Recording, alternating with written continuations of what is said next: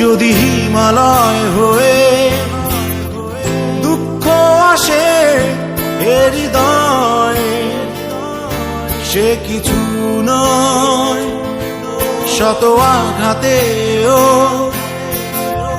নিঃস্ব যে আজ তার আবার হারানোর ভয়। কি ভুলে আমি এত